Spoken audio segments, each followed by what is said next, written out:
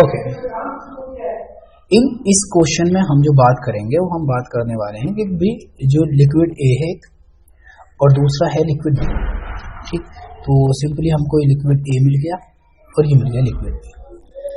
कह रहे हैं आर इतने और इतने Hg रिस्पेक्टिवली एट 350 केल्विन। तो यानी कि एक तरीके से इन्होंने बोलने की कोशिश की है कि जो इसका ए का प्योर प्रेशर होगा वो होगा PA0, वो कितना है 450 mmHg, बिल्कुल प्योर की बात कर रहा है वो। ठीक है, और PB जो नॉट है प्योर का स्टैंडर्ड वेपर प्रेशर वो है 700 mmHg। ठीक है, respectively calculate the composition of liquid. ये बताओ कि इसका कंपोजिशन क्या है। पहली चीज, इफ टोटल वेपर प्रेशर इतना आ जाए, यानी कि इसका जो वेपर प्रेशर आ जाए टोटल वो आ जाए 600 mmHg। ठीक, तो also find the composition in the vapour phase, और इसके बाद करना है तुमको कंपोजिशन इन वेपर फेज। ठीक, ये भी बताना है। तो तुम्हारे पास यही यूनिट आ चुकी है ऑलरेडी, तुमको सिर्फ और सिर्फ कंपोजिशन बताना है, तो उसके बेसिस पर हम यहाँ पर बात करने वाले हैं। ऑलराइट, वेपर फेज की हम बात अलग करेंगे, लेकिन इससे पहले दो तीन चीजें हैं जो वेपर फेज में आप समझ लो। जो वेपर फेज होता है ना, okay let me make it correct once again, vapour phase. ठीक है, वेपर फेज। तो वेपर फेज क्या होता है कि यानी कि जैसे सपोज करें ये कंटेनर था नीचे और इस कंटेनर को हमने कवर कर रखा है ऊपर से यूं, और ये रहा लिक्विड। ठीक है, तो हम अभी तक बात जो करते थे हम सोल्यूशन की बात करते थे, तो हम बोलते थे भाई सोल्यूशन के अंदर जो किसी का कंपोजिशन होगा वो डिपेंड करेगा वेपर प्रेशर ऑफ ए, यानी कि जो भी उसका वेपर है इस कंडीशन में, और standard vapour pressure of A, and then यहाँ पे होता था मोल फ्रैक्शन ऑफ ए। ठीक है, लेकिन अगर मैं बात करूं इस ए की यहां पर कैसे होगा, तो ठीक है, तो ऊपर वाले के लिए हम जो फॉर्मूला लगाते हैं वो लगाते हैं ऐसे vapour pressure equal to mole fraction के लिए मैं यूज कर रहा हूं यहाँ पे वाई, तो मोल फ्रैक्शन उस चीज का और साथ में उसके ऊपर टोटल प्रेशर कितना, ये फॉर्मूला होता है। तो सपोज करें अगर मैं ए के लिए बनाता तो vapour phase vapour pressure of a ऊपर लिखता मैं इक्वल टू लिखता फिर यहाँ पे मोल फ्रैक्शन ऑफ ए और टोटल वेपर प्रेशर, जो भी टोटल वेपर प्रेशर जितने भी कंपोनेंट हो उन सबका डाल्टन्स लॉ के अकॉर्डिंग। बी के लिए बनाता तो पीवी इक्वल टू, और यहाँ पे आता वाईवी और ये आता पीटी। ठीक, और ये वाई ए मोल फ्रैक्शन है, mole fraction of A in vapour phase. ठीक है, वेपर फेज में, और जो हम यूज करते थे ये सवाल है ये होता था सोल्यूशन फेज में। तो याद रखना कि सोल्यूशन फेज का अलग है और वेपर फेज का अलग है, और उसमें डिफरेंस क्या आता है इस चीज का। यहाँ पे हम टोटल प्रेशर लेते हैं और यहाँ पे हम लेते थे उसका स्पेशली एक तरीके से जो उसका खुद स्टैंडर्ड प्रेशर होता था प्योर स्टेट में। ठीक है, तो यहाँ पे हमको पहली चीज तो ये दोनों यूनिट मिल चुकी है, ये हमको ऑलरेडी पता है। तो सबसे पहले हम निकाल लेते हैं PT इक्वल टू, यहाँ पे आएगा आपका PA0, फिर यहाँ पे लगाएंगे आप प्लस, फिर यहाँ पे आएगा PB0। ठीक, फिर यहाँ पे आ जाएगा माइनस और यहाँ पे आएगा आपका PA0, और ये आ गया तुम्हारा XB। ठीक, यही फॉर्मूला बनाए थे हम और यही फॉर्मूला हम यहाँ पे यूज करने वाले हैं अभी। तो 2 सेकंड लगेंगे इसका आंसर निकालने के लिए। आप चाहो तो खुद भी निकाल सकते हो। ठीक, तो ये आप खुद कैलकुलेट करें तो मेरे ख्याल से बहुत ज्यादा बेटर रहता, लेकिन ठीक है इस फॉर्मूले का हम यूज करेंगे। Now let's start. जब तुम PT की वैल्यू आपको दे रखी है 600, ठीक है, PA की वैल्यू दे रखी है यहाँ पर आपको क्लियरली कि भाई ये है 450, फिर लगा दिया आपने प्लस, फिर यहाँ पे PV की वैल्यू दे रखी है 700 माइनस, और फिर यहाँ पे दे रखा है जैसे आप इधर ध्यान से देखोगे तो 700 और फिर ये 450। ठीक, और ये मेरा XB है, मैं इसको निकाल लूंगा। तो ये 600 है माइनस इस 450 को इधर ले आओ इक्वल टू 700 से अगर हम 450 को निकाल दें, ठीक, तो सब्सट्रैक्ट करेंगे तो यहाँ पे आ जाएगा हमारा फिर से 5 और यहाँ पे आ जाएगा 2, यानी कि हमारे पास आ रहा है 250 और ये आ गया XB। ठीक है, जब इसको इससे सब्सट्रैक्ट करोगे तो यहाँ पे आ जाएगा 150 इक्वल टू 250 XB। अब हम क्या करेंगे, इस XB को निकाल लेंगे। एक्स बी हो जाएगा हमारा 150 डिवाइड बाई 250।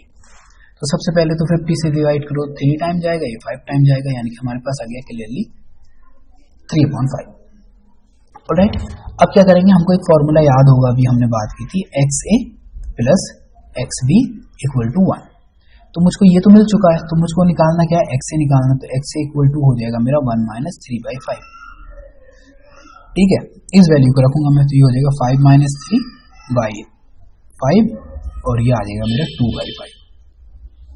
ये आ गया मेरे पास, इनकी टोटल जो कंपोजिशन आया है मेरे पास एक्स ए और एक्स बी का, वो मुझको पता चल गया कि मेरा एक्स ए का जो कंपोजिशन है वो आया है मेरा यहाँ पर 0.4 और जो मेरा एक्स बी का कंपोजिशन है वो आया है मेरा 0.6।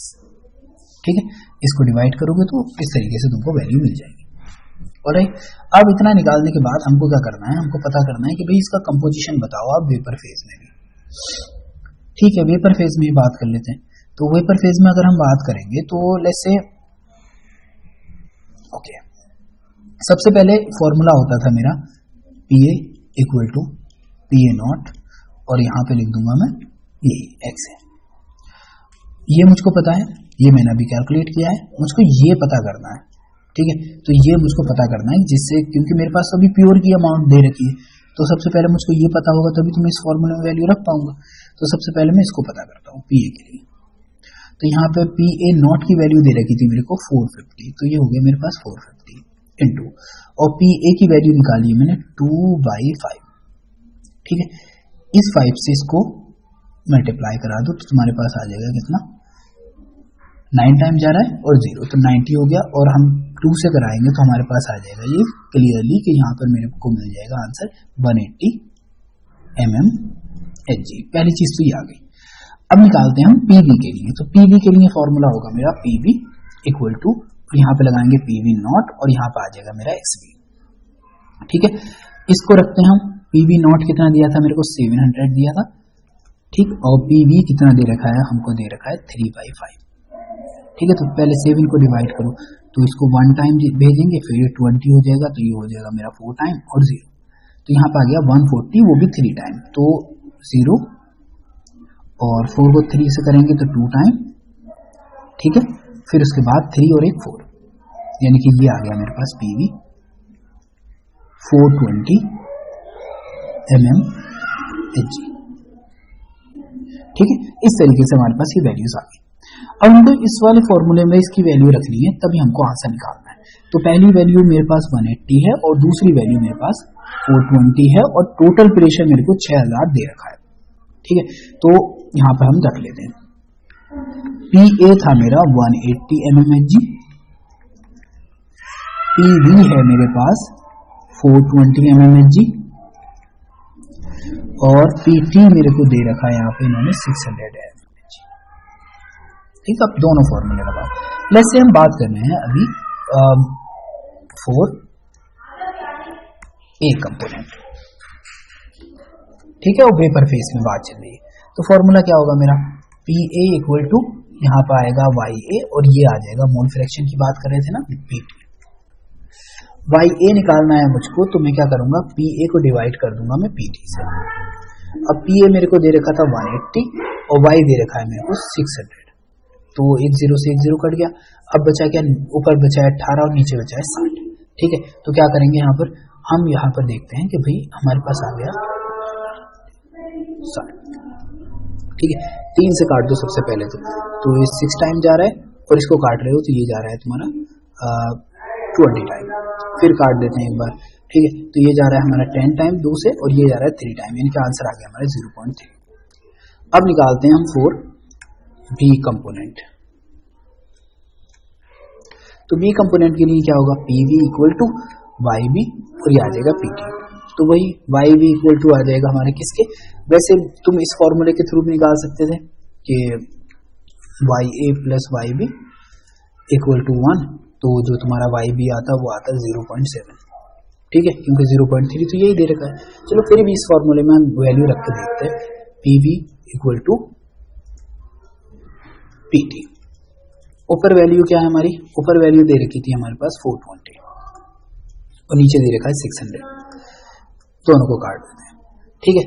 अब अगर तुम 6 से काटोगे तो ये 10 टाइम जाएगा और ये जाएगा 7 टाइम, तो आंसर आ जाएगा 0.7। तो दोनों का कंपोजिशन ये आ गया वेपर फेज में, ये था तुम्हारा वेपर फेज, ठीक। तो अगर क्वेश्चन को थोड़ा ध्यान से पढ़ो और उसकी वैल्यूज को, सबसे ज्यादा इंपॉर्टेंट क्या होता है न्यूमेरिकल्स के अंदर, कि तुमको ये आना चाहिए कि तुम उसकी वैल्यूज किस तरीके से पुट कर रहे हो। अगर तुम वैल्यू ठीक से मतलब वहां पे रख लेते हो तो वहां पे आंसर आने की जो प्रोबेबिलिटी है वो हमेशा ज्यादा हो जाती है। तो आपको सिर्फ और सिर्फ वैल्यूज के साथ आंसर को अरेंज करना आना चाहिए। इस तरीके से तुम्हारे जो जो भी क्वेश्चंस के अंदर डिमांड थी वो सारी पूछ ली गई है और बता दी गई है, ठीक। तो सबसे पहले हमको एक्स ए का बताना था, वो हमने बता दिया। एक्स बी के बारे में बताना था, वो भी हम बता चुके हैं। फिर हमने वाई ए के बारे में बताना था, वो भी बता दिया है। और वाई बी के बारे में पूछा गया था, वो भी बता दिया है, ठीक है। इस तरीके से आप इस आंसर के आंसर को निकाल लोगे। अब जैसे नेक्स्ट क्वेश्चन है, इस क्वेश्चन को मैं सिर्फ वैल्यूज निकाल देता हूँ और बता देता हूँ क्या चीज निकालनी है, फिर उसके बाद हम आगे बात करेंगे, ठीक है। कहना है vapour pressure of the pure water, ये नहीं रखा है, ठीक। इतना कितना 50 ग्राम इसके अंदर डाला है यूरिया, और जिसकी वजह से जो 180 ग्राम वाटर के अंदर कह रहे हैं कैलकुलेट करो vapour pressure of water this solution. Vapour pressure of water बताओ, यानी कि ये बता दूं क्या आएगा, नया वाला जो वैल्यू आएगी वो क्या होगी, ठीक। Water this solution and lowering भी बतानी है, कितना वेपर प्रेशर कम हो जाएगा, ऐसा सब कुछ कर देगा यूरिया मिलाने के बाद। ऑलराइट, तो इस चीज का ध्यान रखना है तुमको। प्योर की इन्होंने वैल्यू ऑलरेडी दे दी है, उसके बाद जो कमी आई है उसके बारे में यहाँ पर पूछ रहे हैं, ठीक है। तो इस तरीके से इसके अंदर हमको क्या क्या निकालना है ये देख लेते हैं पहले।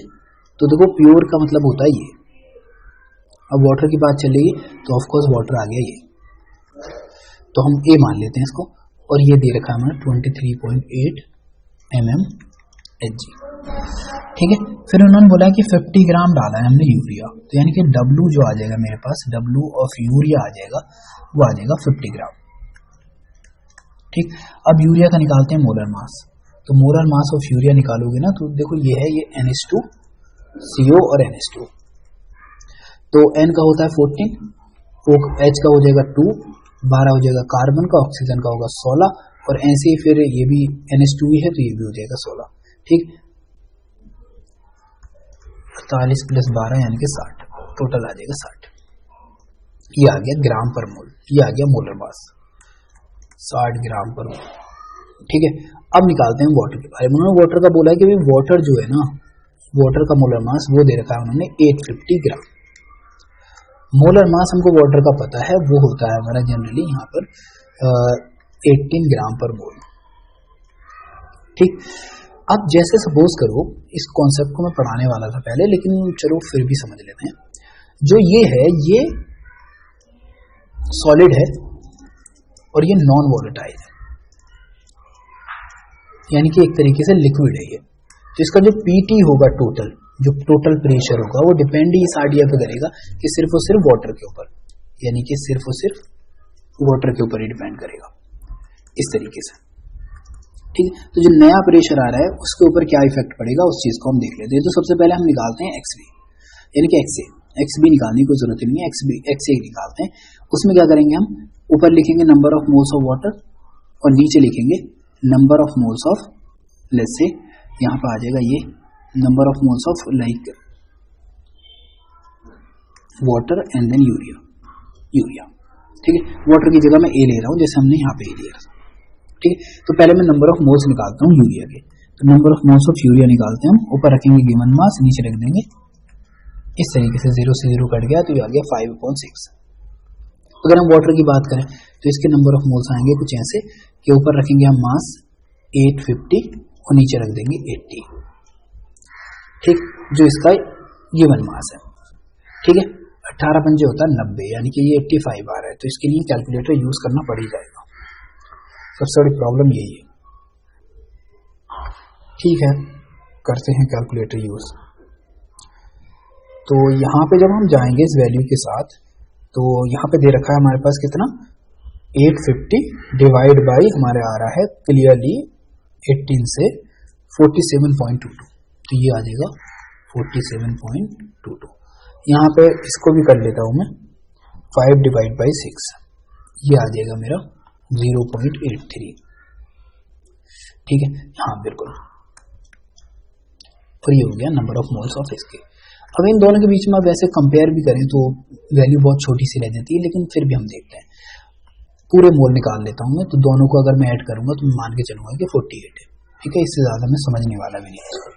तो XA आ गया मेरा, ऊपर नंबर ऑफ मोल्स आ गया 47.22 और नीचे आ जाएगा मेरा क्लियरली ये 48।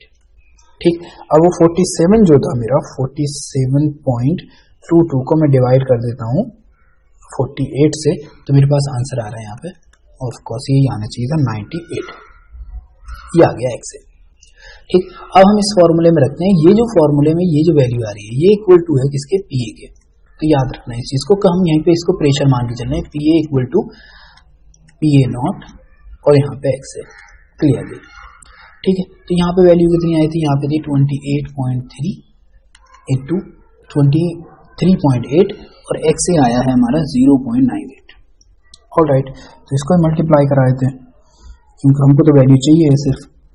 तो यहाँ पे कितना है हमारे पास 23.8 मल्टीप्लाई विद 0.98, तो आंसर आ जाएगा मेरा अराउंड 23.324 mmHg। अब इन्होंने पूछा ये बताओ इसकी रिलेटिव लोडिंग क्या है। रिलेटिव लोडिंग याद रखना, रिलेटिव लोडिंग का मतलब क्या होता है। रिलेटिव लोडिंग कुछ इस तरीके से दिखाते हैं, रिलेटिव लोडिंग। ठीक है, जो हमारा वैल्यू है ओरिजिनल वाली, इसको डिवाइड करेंगे, माइनस करेंगे सबसे पहले हम, जो हमारी नई वैल्यू आई यानी पार्शियल प्रेशर आया है। ठीक, फिर उसको मतलब सब्सट्रैक्ट करने के बाद उसको फिर से डिवाइड कर देंगे हम इस वाली वैल्यू से जो प्योर वाला था। ठीक, तो कुछ इस तरीके से ये काम करता है। तो चलो करते हैं फिर। तो अगर तुम यहां पर 23.8 में से सब्सट्रैक्ट करते हो 23.324 को और फिर उसको डिवाइड करते हो 23.8 से, तब तुमको वैल्यू मिलेगी। तो चलो करते हैं इसको। 23.8 में से सब्सट्रैक्ट कर देना है तुमको 23.324। ठीक है, तो ये वैल्यू जो भी आई, ठीक है, उस वैल्यू को हम क्या कर देंगे, फिर से क्या करेंगे, डिवाइड करेंगे और वो करेंगे हम 23.8 से। तो हमारा जो आंसर आ रहा है वो आंसर आ रहा है 0.02। ये क्या है इसका रिलेटिव लोडिंग। तो इस तरीके से ये क्वेश्चन हो जाएगा। बाकी ये क्वेश्चन काफी आसान होता है क्योंकि हम आगे इसके बारे में पढ़ने वाले हैं, जिसको हम पढ़ेंगे in the topic of relative loading और वेपर प्रेशर। वहां पर ये क्वेश्चन और भी आसानी से तुम्हारी समझ में आ जाएगा। बाकी यहाँ पे ये आ गया था तो मैंने सोचा कि हम डिस्कस कर लेते हैं। ओके, हम पहुंच ही गए।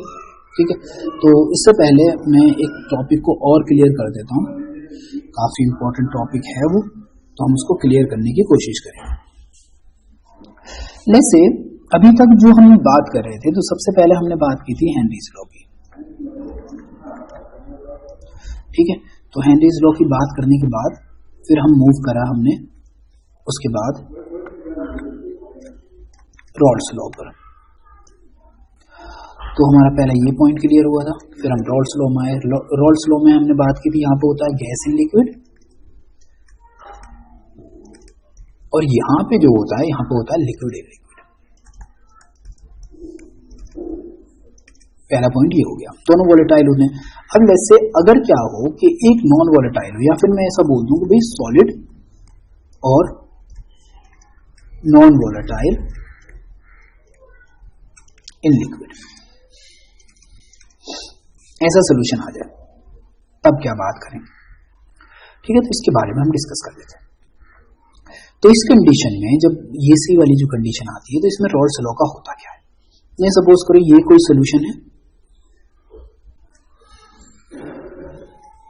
ठीक, इसमें वाटर भरा हुआ है, ये मैंने इसको वाटर से फिल कर रखा है। जैसे वाटर एक वोलेटाइल लिक्विड है, तो मैं यहाँ पे वाटर ही लूंगा। अब मैं इसके अंदर क्या करता हूं, ऐड करता हूं कोई सॉल्ट। क्यों, क्योंकि सॉल्ट क्या है, एक सॉलिड का एग्जांपल है जो नॉन वोलेटाइल है। तो ये सॉल्ट क्या करेगा, यहां पे जाके इसकी सरफेस के ऊपर बैठ जाएगा। जैसे कुछ ना कुछ जगहों पर कुछ वैकेंसी, जैसे सपोज करो पहले 1000 वैकेंसीज थी और उन 1000 से 1000 मॉलिक्यूल जो प्योर स्टेट में है, तो 1000 मॉलिक्यूल के पास प्रोबेबिलिटी है कि वो सरफेस को छोड़ के वेपर फेज में जा सकते हैं, इनको वो वेपर बना सकते हैं। तो उस कंडीशन में जो वेपर होगा वो क्या होगा, सबसे मैक्सिमम होगा कभी यहाँ ऑफ कोर्स। लेकिन जैसे ही हम कोई सॉल्ट ऐड करते हैं तो 1000 वैकेंसीज के अंदर से कुछ 1000 वैकेंसीज में 100 वैकेंसीज मान लो जिनके ऊपर आकर कोई सॉल्ट के मॉलिक्यूल रखे, तो अब उसमें कितने बचे, 900 वैकेंसीज जो है खाली बची। अब हम इन 900 वैकेंसीज की अगर बात करें तो इससे कितने मॉलिक्यूल जा सकते हैं, तो इनके पास अब 900 पॉसिबिलिटीज, पहले 1000 थी। तो 1000 के केस में जो होगा वेपर प्रेशर किसी भी जो प्योर सब्सटेंस होगा उसका सबसे ज्यादा होगा। लेकिन जैसे ही तुम्हारी 900 वैकेंसीज पहुंचेंगी तो वहां पे जो पॉसिबिलिटी हो जाती है वो रिड्यूस हो जाती है। तो इन कंडीशन के अंदर जो पार्शियल प्रेशर आता है वो कम आता है। तो हमेशा याद रखना कि किसी भी प्योर का जो वेपर प्रेशर होता है वो हमेशा ज्यादा होता है एज कंपेयर टू किसी सोल्यूशन का। तो सोल्यूशन के केस में वेपर प्रेशर क्या होता है, कम होता है, और प्योर स्टेट में वेपर प्रेशर क्या होता है, ज्यादा होता है। तो इस चीज का तुमको यहाँ पे याद रखनी है। राइट, अब ये चीज क्लियर हो। अब सपोज करें मेरे पास एक फॉर्मूला है, ये PT equal to PA naught, और यहाँ पर आ जाएगा XA प्लस PB नॉट, और यहाँ पर आ जाएगा XA। ये PT इस पर डिपेंड कर रहा है, ठीक है। अब कंडीशन क्या होती है, या इसको हम स्टार्टिंग से लिखते हैं तो PA प्लस PB, इस तरीके से। अब यहाँ पे एक जो सॉल्वेंट है या कोई भी जो A सब्सटेंस है वो तो है वॉलेटाइल, क्योंकि वो लिक्विड है, लेकिन दूसरा वाला क्या है, सॉलिड, वो क्या है, नॉन वॉलेटाइल है। तो इसका मतलब ये तो वॉलेटाइल है ही नहीं, तो इसका मतलब इसकी वजह से आने वाला जो वेपर प्रेशर होगा वो भी नहीं आएगा। इस कंडीशन में इसकी वैल्यू क्या होगी, 0 होगी, इसकी वैल्यू क्या होगी, 0। तो यानी कि PT डिपेंड करता है किसके ऊपर, PA के ऊपर, सिर्फ और सिर्फ PA के ऊपर, और PA इक्वल टू किसके है, वो है PA नॉट XA का। तो इस तरीके से क्या है, हमारा जो नया फॉर्मूला बनेगा जिसके अंदर सिर्फ और सिर्फ कोई एक ही कंपोनेंट क्या है, वॉलेटाइल है, उस कंडीशन में हम क्या करेंगे, इस फॉर्मूले का यूज करेंगे। सिंपली इस फॉर्मूले का क्या करने वाले हैं, हम यूज करने वाले हैं इन केस ऑफ कि जिसके अंदर सिर्फ और सिर्फ एक ही कंपोनेंट क्या, वॉलेटाइल। डन। अब बात कर लें इसके आगे। ओके, तो इस कंडीशन में जब आप देखोगे तो जो उसका भी वेपर प्रेशर निकालोगे तुम ये फॉर्मूला यूज करोगे। लेट्स से तुम्हारे पास अगर मुझको ग्राफ बनाना हो तो मैं ग्राफ बनाऊंगा अब इस तरीके से, ठीक। इस साइड में क्या होता है, हमेशा मोल फ्रैक्शन, यानी कि हमेशा मोल फ्रैक्शन आता है यहाँ पर। तो यहाँ पर अगर XA की बात कर रहे हैं तो यहाँ पर 0 होगा, और यहाँ पर होगा XB, XA इक्वल टू 1, यानी कि मैक्सिमम। अब जैसे अगर मैं यहाँ से बात करता हूँ कि धीरे धीरे, जैसे सपोज करें फॉर्मूला क्या है, फॉर्मूले में अगर मैं बात करूँ तो partial pressure directly proportional to mole fraction. तो जैसे हम ऊपर को बढ़ते जाएंगे तो मोल फ्रैक्शन बढ़ता जाएगा, और जैसे मोल फ्रैक्शन बढ़ेगा वैसे ही पार्शियल प्रेशर बढ़ेगा, और एकदम एक्सट्रीम पे जाने के बाद जब ये मोल फ्रैक्शन 1 है तो इन दैट कंडीशन जो पार्शियल प्रेशर होगा वो एकदम प्योर वाला हो जाएगा। इस साइड में आता है हमारा पार्शियल प्रेशर। तो ग्राफ सिर्फ और सिर्फ वन साइडेड लाइन ही बनता है जो एकदम स्ट्रेट लाइन होती है। तो ये दूसरा वाला पॉइंट था जो हम बात करते हैं, ठीक है। अब बात कर लेते हैं हम क्वालिटेटिव प्रॉपर्टीज की।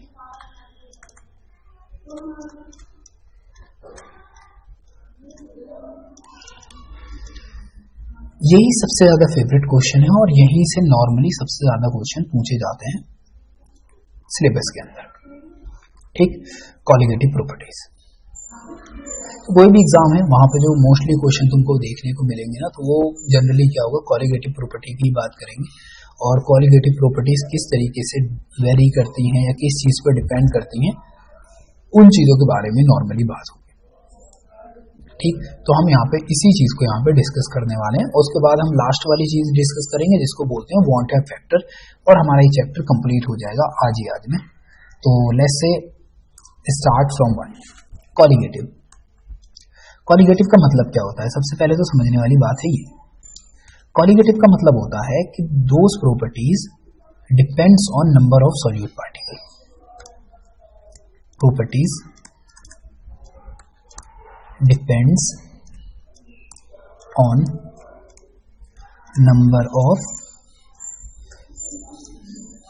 सॉल्यूट पार्टिकल्स, ठीक है, कि कितने नंबर ऑफ सोल्यूट पार्टिकल हैं, इस चीज पे जो प्रॉपर्टी डिपेंड करती है उसे बोलते हैं हम कॉन्जुगेटिव प्रॉपर्टी। अब सोल्यूट पार्टिकल कैसे, जैसे सपोज करो आपने 1 मोल किसी में डाला, तो वो जो 1 मोलर डेविएशन आ रहा है ना, वो आ रहा है कि उसमें नंबर ऑफ पार्टिकल 1 मोल है। अब तुम किसी चीज पे 2 मोल डाल लोगे ना, तो 2 मोल के केस में जो आएगी कंडीशन वो 2 मोल वाली कंडीशन आएगी। ठीक, तो अभी हम जो बात करने वाले हैं, हम बात करने वाले हैं फॉर नॉन इलेक्ट्रोलाइटिक सॉल्यूट या नॉन इलेक्ट्रोलाइटिक सोल्यूशन, ऐसा ही बोल सकते हैं कि ऐसे सोल्यूशन जिसके अंदर हमने कोई इलेक्ट्रोलाइट नहीं डाला। इलेक्ट्रोलाइट और नॉन इलेक्ट्रोलाइट आप समझते होंगे, वो चीजें जो टूट जाती हैं पानी में या किसी सॉल्वेंट में डालने पर, तो उनको बोलते हैं इलेक्ट्रोलाइट, और जो नहीं टूटती, जो ब्रेक नहीं होती है, उसको बोलते हैं नॉन इलेक्ट्रोलाइट। तो हम अभी नॉन इलेक्ट्रोलाइट की बात कर रहे हैं, यानी कि जैसा डालोगे, जैसे सपोज करो आपने 100 शुगर के मॉलिक्यूल डाले, तो ये अंदर उसके सोल्यूशन में डालने के बाद भी 100 ही शुगर के मॉलिक्यूल रहने वाले हैं। ठीक है, तो ये क्या होता है, ये नॉन इलेक्ट्रोलाइट होता है, बिकॉज ये नॉन इलेक्ट्रोलाइट है। लेकिन ऐसा NaCl पे काम नहीं करता। NaCl को अगर तुम 100 मॉलिक्यूल डालोगे ना, तो ये टूटने के बाद Na पॉजिटिव और Cl में ब्रेक हो जाएगा। अब ये नंबर ऑफ पार्टिकल कितने हो गए, 100 + 100 200 हो गए। तो यहाँ पे पार्टिकल सिर्फ 100 हुआ करते थे, यहाँ पे 200 हो रहे हैं, तो ये जो आता है ये इलेक्ट्रोलाइटिक आ जाता है। हम और बात कर लेंगे इसके बारे में, बट स्टिल हम बात कर रहे हैं यहाँ पर इन चीजों के बारे में। पहली चीज कि depends on number of solute particles, तो सोल्यूट पार्टिकल जितने ज्यादा होंगे उसकी प्रॉपर्टी के अंदर जो डिफरेंस आएगा, जो डेविएशन आएगा, वो उतना ही ज्यादा आएगा। इसका सिंपल सा मतलब है ये। ठीक, तो पहली जो प्रॉपर्टी होती है उसको बोलते हैं हम relative lowering of vapour pressure, यानी कि जो भी सॉल्वेंट है हमारा वोलेटाइल, उसके वेपर प्रेशर में लोअरिंग हो जाएगी, वो भी रिलेटिव वाली लोअरिंग की बात कर रहे हैं। ठीक है, दूसरी जो चीज आती है वो आती है यहाँ पर, जिसको हम बोलेंगे एक तरीके से डिप्रेशन इन फ्रीजिंग पॉइंट,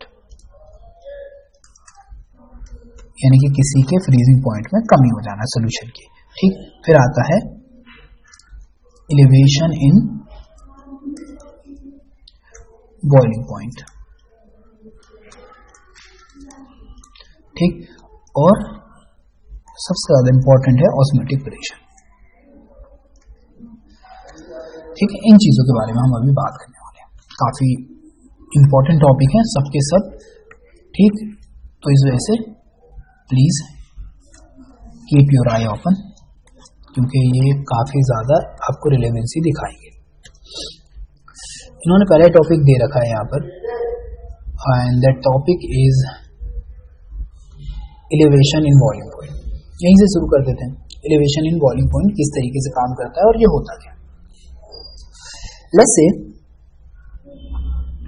तुम्हारे पास प्योर वाटर है, एकदम प्योर वाटर ले रखा है आपने।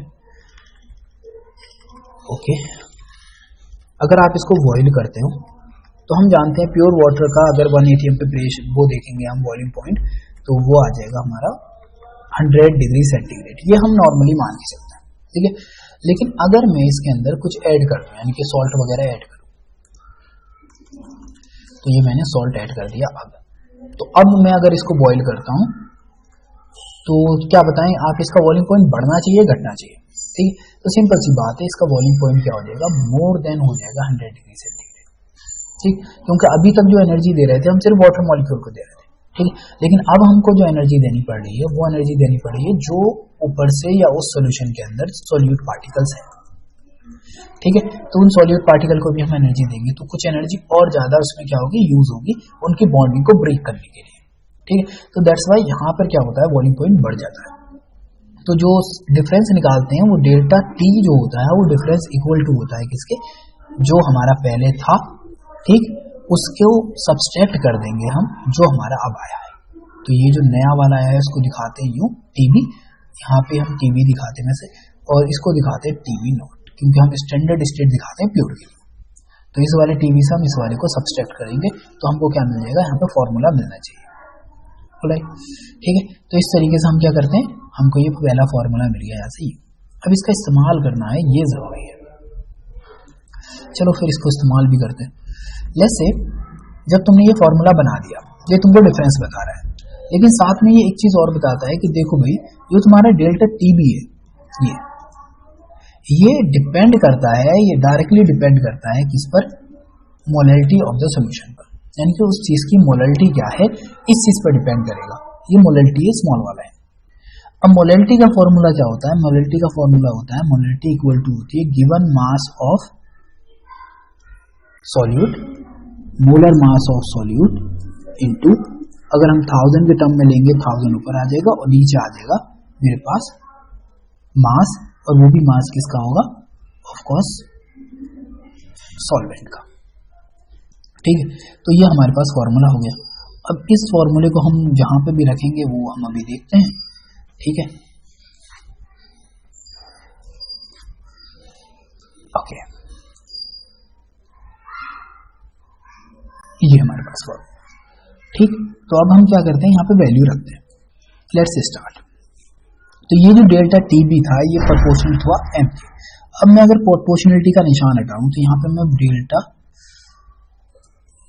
प्रोपोर्शनलिटी का निशान हटाऊंगा तो यहाँ पे लिखूंगा मैं delta TB proportional to molality, और डेल्टा टीबी ऐसे ही छोड़ना है। यहाँ पे प्रोपोर्शनलिटी हटाएंगे तो यहाँ पे हम एक कांस्टेंट लेंगे जो होगा केबी, और ये आ गया है।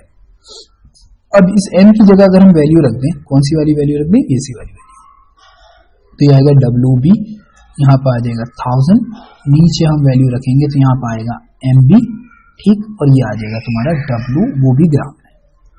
ठीक, अगर इस एम बी को मुझको ये मोलर मास निकालना होता तो मैं क्या करता है, इस एम को तो यहाँ पे ले आता, मोलर मास जो भी सॉल्यूट ऐड कर रहा हूँ, और यहाँ तक के डब्ल्यू बी, और ये आता मेरा 1000, और यहाँ डिवाइड करके मैं लिखता इस चीज को, यहाँ पे लिखता डेल्टा टीबी और इनटू डब्ल्यू, वो भी ग्राम है। इस तरीके से मेरे पास एक फॉर्मूला बन गया। ऑलराइट, तो ये जो है मेरा मेन फॉर्मूला है, इसको मुझे याद रखना है। और यहाँ पे जो Kb है वो क्या है, कांस्टेंट है। कौन सा कांस्टेंट है, प्रोपोर्शनलिटी कांस्टेंट, और इसको हम एक नाम भी देते हैं जिसको बोलते हैं हम molar elevation constant, molar elevation constant. ठीक, इसका एक नाम और है, वो है इबिलियोस्कोपिक कांस्टेंट। ये इबिलियोस्कोपिक कांस्टेंट। ठीक है, तो नॉर्मली क्या होता है, ये हर एक सोल्यूशन के लिए, सॉल्वेंट के लिए ये कांस्टेंट वैल्यू है, तो हर जगह पर आपको गिवन होगा। जैसे यहाँ पे वाटर के लिए दिया है, ठीक है, ये वाटर के लिए दे रखा है, और इसी तरीके से ये हर सोल्यूशन के लिए वेरी करेगा जो हमको इस्तेमाल करना है। ये फॉर्मूला है। ठीक, ये ग्राफ को देख लो क्योंकि ग्राफ बड़ा इंपॉर्टेंट है। कोई भी जो सॉल्वेंट है वो अगर हम 1 atm पे बात करें तो 1 atm पे बॉइल करता है, तो अगर वो सॉल्वेंट है तो वो करेगा कम टेम्परेचर पे बॉइल, लेकिन जैसे ही हम कोई चीज ऐड करेंगे तो सोल्यूशन बढ़ जाएगा, मतलब एक तरीके से जो एटॉमिक फोर्स बढ़ जाएगा, जिसकी वजह से हमको ज्यादा टेम्परेचर देना पड़ेगा, और वो उसका बॉइलिंग पॉइंट भी क्या होगा, इंक्रीज होगा, जिसको बोलते हैं elevation in boiling point. Alright, ठीक है, तो इस तरीके से क्या होता है, हमको ये वैल्यू मिल जाती है। तो इन 2-3 फॉर्मूले को तुमको ध्यान रखना है क्वेश्चन सॉल्व करने के लिए। ठीक, जैसा अगर सॉल्व करोगे तो आपको चीजें समझ में आ जाएंगी। अब बात करते हैं ऑस्मोटिक प्रेशर की। ठीक, ऑस्मोटिक प्रेशर किस टर्म पे काम करता है हम उसको समझ लेते हैं पहले। ठीक है, पहले तो समझ लेते हैं ऑस्मोसिस ही क्या है। तो ऑस्मोसिस क्या होता है कि जैसे सपोज करो कि आपके पास कोई कंटेनर है और आपने बीच में लगा रखी है उसके सेमी परमेबल मेम्ब्रेन। चलो इसको मैं सिर्फ लिख देता हूँ एसपीएम। क्या बोलते हैं इसको, एसपीएम बोल देते हैं, एसपीएम, सेमी परमेबल मेम्ब्रेन। ठीक है, ये क्या करती है, सिलेक्टिव परमेबिलिटी देती है, यानी कि सिलेक्टिव चीजों को ही एक जगह से दूसरी जगह जाने देती है। या हम ऐसा बोल सकते हैं कि ये सॉल्वेंट को पास होने देती है from low concentration to high concentration की तरफ। ठीक है, यानी कि जो सॉल्वेंट होगा वो लो कंसंट्रेशन से मूव करेगा हाई कंसंट्रेशन की तरफ। जैसे सपोज करें आप इसको देखें ध्यान से एक बार। ठीक, तो यहाँ पे क्या देखेंगे आप कि ये जो है बहुत ज्यादा पास पास आपको मॉलिक्यूल दिख रहे हैं, और यहाँ पे बहुत दूर दूर मॉलिक्यूल दिख रहे हैं। ठीक, तो यहाँ पे जो वाटर के जो छोटे छोटे मॉलिक्यूल्स हैं इसको हम मान के चल रहे हैं सॉल्वेंट। ये जो है ये सॉल्वेंट है, और ये है सॉल्यूट। अब यहाँ पे सॉल्यूट क्या है, ज्यादा है, तो यहाँ पे सॉल्यूट ज्यादा है, तो यहाँ पे कॉन्सेंट्रेशन क्या होगी, कॉन्सेंट्रेशन भी ज्यादा होगी। ठीक, और यहाँ पे कॉन्सेंट्रेशन क्या होगी, कॉन्सेंट्रेशन कम होगी। तो जैसे हमने बोला कि भी ये लो कॉन्सेंट्रेशन से हाई कॉन्सेंट्रेशन, तो ये मॉलिक्यूल जो है ना ये सॉल्वेंट वाले वो इस तरफ जाएंगे, सबके सब मूव करेंगे इस तरफ, जिसकी वजह से इस साइड में क्या होगी, कॉन्सेंट्रेशन इस वाली कॉन्सेंट्रेशन के इक्वल होगी, यानी कि दोनों कॉन्सेंट्रेशन जब तक इक्वल नहीं हो जाती तब तक यहाँ से मॉलिक्यूल इस तरफ जाते रहेंगे। इसी प्रोसेस को बोलते हैं ऑस्मोसिस। इसी प्रोसेस को क्या बोल देते हैं, ऑस्मोसिस बोल देते हैं। ठीक, तो इस ऑस्मोसिस की प्रोसेस को यहाँ पर ऑस्मोसिस बोल देंगे। लेकिन अब कंडीशन अलग है जिसको हमें समझना है। हमारा समझने वाली बात है वो है ऑस्मोटिक प्रेशर। ठीक है, जैसे ये कोई कंटेनर था,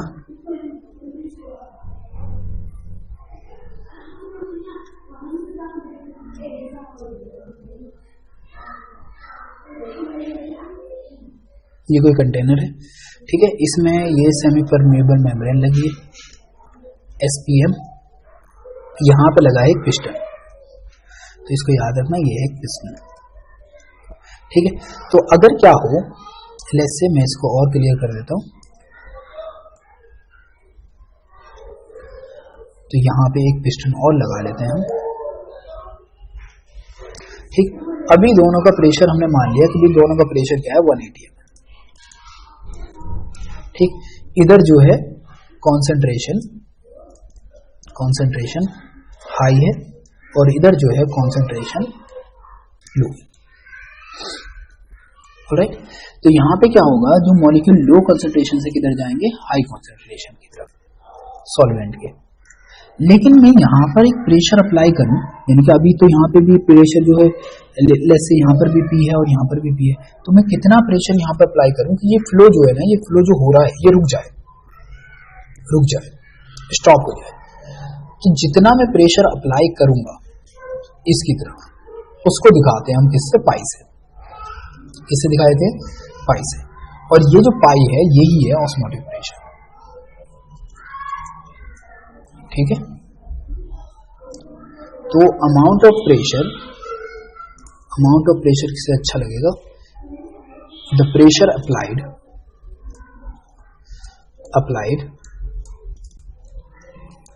ऑन द सॉल्यूशन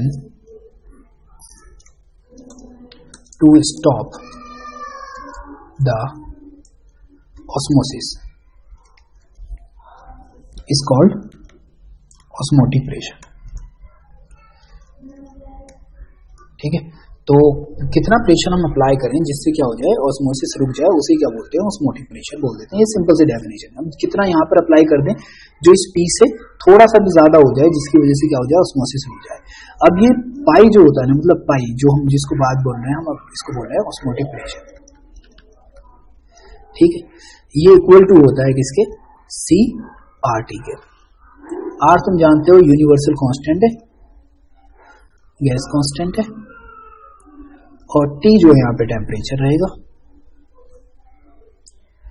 और C जो है यहाँ पे कॉन्सेंट्रेशन है। कॉन्सेंट्रेशन को हम लेते हैं यहाँ पर मोलरिटी ना लेके लेते हैं मोलरिटी में, तो यहाँ पे मोलरिटी की बात होगी। ठीक है, तो यहाँ पे हम मोलरिटी की बात करेंगे, दैट्स वाई इसका तुमको याद रखना है, फॉर्मूला तुम्हारा यही रहेगा। ओके, इस तरीके से हम क्या करते हैं, इसको बना देते हैं, हमारा एक फॉर्मूला आ गया। और ये semi permeable membrane cellulose and acetate की बनी होती है, वैसे तो ये ऐसा नहीं होता। ठीक, हम एनिमल की यूज करते हैं नॉर्मली, तो एनिमल मेम्ब्रेन की बनी होती है जो सबसे ज्यादा यूज करी जाती है। ठीक है, तो आर्टिफिशियल वाली जो आती है वो कुछ कॉपर की भी बनी होती है, कॉपर एसीटेट्स की। तो उस तरीके से जगह जगह पर अलग अलग तरीके की मेम्ब्रेन यूज की जाती है इंपॉर्टेंस के अकॉर्डिंग। ये पॉइंट हमने डिस्कस कर लिया था, हमने ऑस्मोटिक प्रेशर डिस्कस कर लिया। अब कुछ एप्लीकेशन यूज कर लेते हैं इसकी। एप्लीकेशंस में पहला आता है ऑस्मोसिस में भी एक्सोऑस्मोसिस। एक्सो का मतलब आप समझ सकते हैं, एक्सो का मतलब जब बाहर की ओर हो, तो जब कोई चीज आउटवर्ड होती है, flow from water to solvent from a cell through semi permeable membrane. और फिर एंडोऑस्मोसिस की अगर हम बात करेंगे तो इसमें क्या होगा, इन्वर्ट हो जाएगा, यानी कि जब वाटर कहाँ जाता हो, अंदर की ओर जाता हो। ठीक, तो जैसे सपोज करें ये रहा, ये रेजिन ले रखे इन्होंने, लेकिन नॉर्मली जो हम अप्लाई करते हैं वो करते हैं इन सेल्स के ऊपर। ठीक है, जैसे सपोज करें इसमें वाटर भरा हुआ है, और जो तुम्हारी बॉडी की ब्लड सेल होती है जिसको हम बोलते हैं आरबीसी। आरबीसी, चलो मैं इसको रेड कर लेता हूँ, थोड़ा आसानी हो जाएगी। ये हमारे पास आरबीसी। नॉर्मली जो आरबीसी होती है उसकी कंसंट्रेशन होती है 0.9 मास बाय वॉल्यूम परसेंटेज के अकॉर्डिंग, ठीक। और अगर हम इसमें आरबीसी को क्या किया है, किसी सोल्यूशन के अंदर रखा और उसकी कंसंट्रेशन जो है वो है लेस देन 0.9 मास पर मास बाय वॉल्यूम परसेंटेज के, तो क्या होगा कि देखो ये कंसंट्रेशन ज्यादा है और ये वाटर की कंसंट्रेशन कम है, तो वाटर क्या करेगा, अंदर की ओर फ्लो करने लगेगा, ठीक। लो कंसंट्रेशन से हाई, और ये सेल क्या हो जाएगी, स्वेल हो जाएगी, ठीक है। लेकिन अगर कंडीशन हम यहाँ पर रिवर्स कर दें, हम ऐसा करें कि जो हमारी सेल है उसकी कंसंट्रेशन तो फिक्स है, पहले से 0.9% के बराबर है, लेकिन जो सोल्यूशन है उसकी कंसंट्रेशन हम कर दें मोर देन 0.9%, तब क्या होगा, वाटर सेल से बाहर आ जाएगा और जो सेल है तुम्हारी यहाँ पर श्रिंक हो जाएगी, ठीक। और ये इतनी सेल कर देती है कि लास्ट में बस्ट हो जाती है, ये भी याद रखना, ठीक। और अगर यहाँ पर हम कंडीशन कुछ ऐसी करते कि ये जो होता ये सेल होती और बाहर का सोल्यूशन ये 0.9 है % और जो अंदर वाला है वो भी 0.9 है, सोल्यूशन वगैरह सब, तो यहाँ पे फ्लो हो ही नहीं पाएगा, फिर तो ना ही बाहर की ओर जाएगा कुछ और ना ही अंदर की ओर जाएगा, तो इस कंडीशन को बोलते हैं आइसोटोनिक। ये कहलाता है तुम्हारा आइसोटोनिक, यानी कि दोनों सेम है, आइसो मतलब सेम, प्रेशर, अगर दोनों का प्रेशर सेम है तो इस कंडीशन में कंडीशन जो कहलाएगी आइसोटोनिक कहलाएगी, ठीक। ओके, ये हमने बात कर ली अभी सेमी परमेबल मेम्ब्रेन की। ऑस्मोटिक प्रेशर को हम दिखाते हैं कुछ इस तरीके से, ठीक है। और फॉर्मूला हमने बनाया था पाई बराबर होता है CRT, ठीक है। C की जगह पर हम मोलरिटी रख सकते हैं, तो हम इसको पाई इक्वल टू MRT भी लिख सकते हैं। बस याद रखना ये मोलरिटी वाला है, कभी इसको मोलर मास मत समझ लेना, ठीक है। ओके,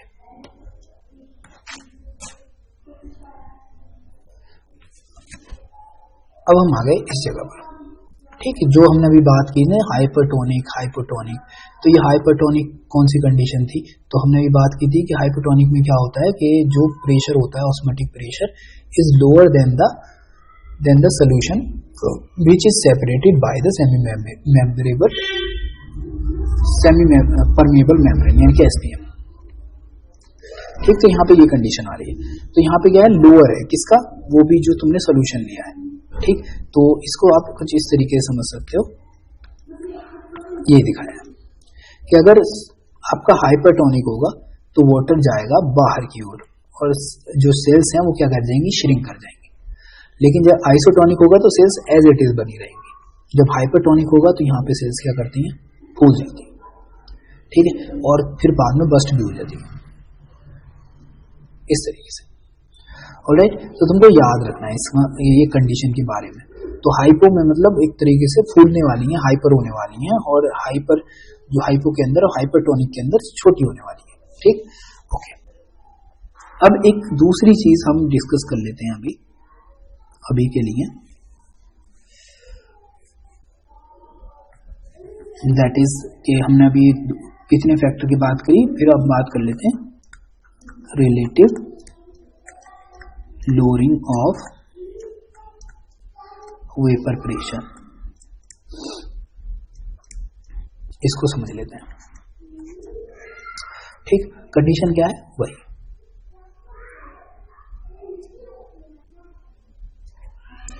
ये कोई सॉल्यूशन प्योर सब्सटेंस है, ओके। इसका जो प्रेशर होगा वो होगा PA0।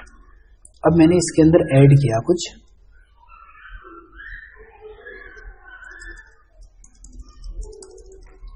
और ये बन गया मिक्सचर।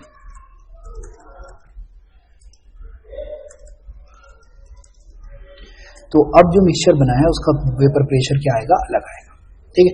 अब मैं निकालता हूं इन दोनों का डिफरेंस, तो डेल्टा P इक्वल टू आ जाएगा मेरा किसके, PA0 माइनस PA, क्योंकि हम हमेशा हाई वैल्यू से कम को क्या करते हैं, सब्सट्रैक्ट करते हैं, तो ये मेरे पास फॉर्मूला है, ठीक है। इसके बाद क्या होता है कि जैसा हम पहले से जानते हैं कि भाई ये जो वैल्यू है ना PA, वो डिपेंड करती है किस पर, PA0 माइनस PA पर, PA okay, let me make it P A naught minus X A bar, ठीक है। ओके, ऑलराइट, यहाँ पे हम वैल्यू रखेंगे इसकी, तो ये आ गया मेरा पी ए नॉट, यहाँ पे आ जाएगा मेरा पी ए नॉट और ये आ गया मेरा एक्स ए, ठीक। अब मैं इसको सब्सट्रैक्ट करूँ क्योंकि दो वैल्यू मेरी सेम हो गई, तो मैं एक को कॉमन लेता हूँ पहले, तो मैंने कॉमन लिया तो मेरे पास बचा क्या 1 माइनस एक्स ए, ठीक। यहाँ पे मेरा डेल्टा पी ऑलरेडी था, ठीक है। अब क्या करते हैं, ये तुमको याद आ रहा होगा कि अगर मैं लिखूँ X A plus X B equal to 1, तो मेरे पास क्या आएगा, यहाँ पर आ जाएगा मेरा X B equal to 1 minus X A. तो क्या मैं इसकी जगह पर ये लिख सकता हूँ, ऑफकोर्स लिख सकते हैं, तो डेल्टा पी इक्वल टू आ जाएगा पी ए नॉट और यहाँ पर आ जाएगा मेरा एक्स बी, ऑलराइट। तो ये है मेरा लोअरिंग ऑफ वेपर प्रेशर, ठीक। बट एज वी डिस्कस ना बिफोर कि भैया लोअरिंग ऑफ वेपर प्रेशर तो ये रहा, तो अगर मैं इसको क्या करता हूँ, मैं इसको ऐसे लिख दूं delta P upon P A naught और यहाँ पे लिख देता हूँ मैं एक्स बी, तो ये जो आ जाएगा मेरा, ये आ जाएगा मेरा ये वाला relative lowering of vapour pressure, lowering of vapour pressure, alright. अब ये फॉर्मूला बन गया, इसको थोड़ा सा और एडिट करना है अभी, तो जैसे डेल्टा पी इक्वल टू था P A naught minus P ए के, ठीक। तो यहाँ पे जो मेरा फॉर्मूला है ये वाला delta P upon P A naught equal to किसके है, एक्स बी के, तो यहाँ पे मैं लिख सकता हूँ इसकी जगह पर इसी वाली वैल्यू, तो यहाँ पे मैं लिख दूंगा P A naught minus P A upon P A not, ये है relative lowering, relative lowering of vapour pressure, ठीक है, सिंपल, ठीक है। यहाँ पे आ गया एक्स बी। अब अगर मैं एक्स बी के लिए लिखूं तो मैं लिखूंगा क्या, N B divide by N A plus N B. अब लेट्स से कंसिडर कि जो तुम्हारा एन ए है वो बहुत ज्यादा बड़ा नंबर है किससे, एन बी से, तो क्या मैं इसी वाली वैल्यू को लिख देता हूं कुछ इस तरीके से, N B upon N A के इक्वल, ठीक है, क्योंकि हमने क्या मान लिया, जो तुम्हारा N A plus N B है वो इक्वल टू है, मान के चलना है हम एन ए के, ठीक। तो दैट्स वाई हम इसको एन ए ही लिख देंगे। अब एन बी को हम लिख सकते हैं कुछ इस तरीके से, W B upon M B, और एन ए को हम लिख सकते हैं W A upon M A, ठीक। तो अगर मैं यहाँ पे ये सारी वैल्यू लिखूं तो क्या आना चाहिए, तो यहाँ पे आ जाना चाहिए, यहाँ पर जैसे हम पहले वाले बी वाले के लिए लिखेंगे तो W B upon M B, नीचे वाले के लिए लिखेंगे तो M A upon W A, कुछ ऐसा आ जाएगा। यहाँ पे हो जाएगा P A naught minus P A divide by P A naught equal to आ जाएगा यहाँ पर W B upon M B into M A upon W A, ठीक। तो ये मेरा एक फॉर्मूला बन गया, ठीक। तो इस तरीके से क्या करेंगे, हम इसकी वैल्यू निकाल देंगे और ये हमारा रिलेटिव लोअरिंग का फॉर्मूला बन जाएगा, ऑलराइट। तो ये वैल्यू इस तरीके से तुम कैलकुलेट कर सकते हो अगर कहीं पर जरूरत पड़ने वाली है तो, ठीक। तो जैसे हमने उस वाला क्वेश्चन जो अभी कुछ देर पहले बनाया था, ठीक, तो उस क्वेश्चन का आंसर हम इसके थ्रू भी निकाल सकते हैं और वो बड़ी आसानी से निकल भी जाएगा। काफी बेटर है कि आप इस फॉर्मूले का यूज करें। तो हमने अभी तक सारी की सारी क्वालिटेटिव वैल्यूज पढ़ ली हैं, एक टॉपिक रह गया है, उसकी मैं सेपरेट वीडियो बनाऊंगा और उसको ऐड कर दूंगा इसके साथ, ठीक। और वो टॉपिक है वांट हैव फैक्टर, ऑलराइट। फिर हम इसकी कुछ प्रॉब्लम सॉल्व करेंगे, उसके बेसिस पर फिर हम आगे देखते हैं। Thank you very much, have a nice day, good, okay.